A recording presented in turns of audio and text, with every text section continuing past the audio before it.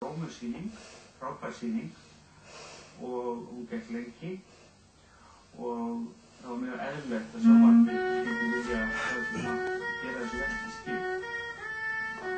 Og þó að sýningin hafi verið mjög góð í yfirnótt, síðustu fásinna, þá held ég að það verði ekki það deilt að það sem aðalega var ástæðan var hvað verkið var gott.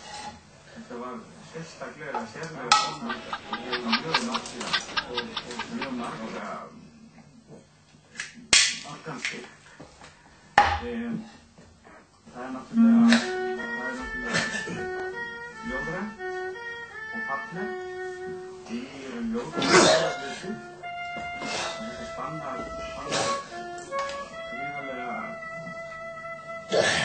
breytt litróf af tilfinningum og slíku. Og svo þetta náttúrulega eins og góð leikrit iðulega eru. Það komað gríðarlega öllum áhrif í bókina. Það eru svona persónur sem að nánast að banafljótum og það eru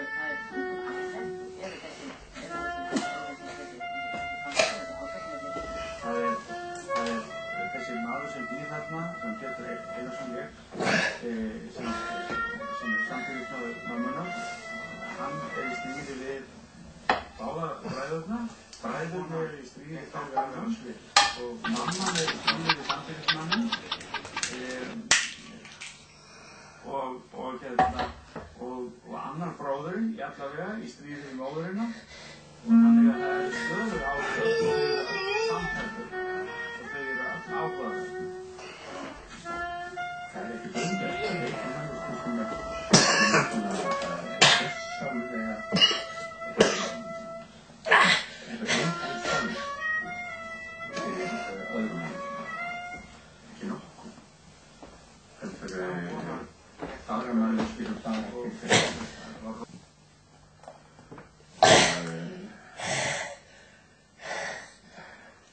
Ég hef kemur yfir mig gamla tilfinningin af óhreinindum, líkamlegum óhreinindum í þessu máli. Leikarahópurinn Degi Vonar var frábær og það sem kannski stendur upp úr að öðru fullkomlega ólöstuðum er vinna Kristján Mikael.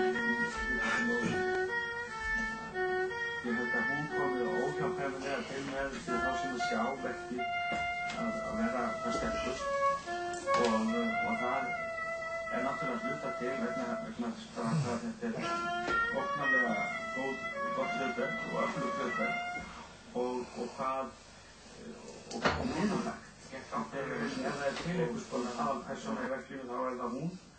Það snýst einhvern veginn, það er einhvern veginn ásinn sem allt snýst og hremmingarna sem hún lendir í og hvernig hún tekur því undir lókleiðisins er náttúrulega meistarlega skrifa og meistarlega leikja. Kristján